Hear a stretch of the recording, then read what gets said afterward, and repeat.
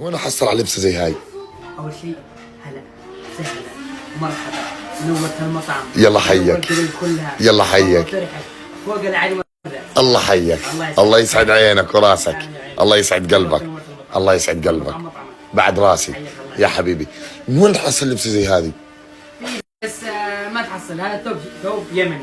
ايه يعني ما شينا من الامارات، تدخل اماراتي قطري بحريني يمني، ما فيش تدخل عليه. اوكي. الخنجر يمكن تحصل، بس انت الخنجر هذا ما تحصل. هذا خنجر يمني اصلي يعني. ما هو صيني. هذا ذهب. الله. وهذا فضة. وهذا من وحيد القلب. يا سلام. يعني هذا خنجر يمني اصلي. يعني هذا له حوالي 100 سنة. يعني هذا قديم حق جدي وجدي وورث جدي، وبعدين اللي بيسوي الخنجر هذا.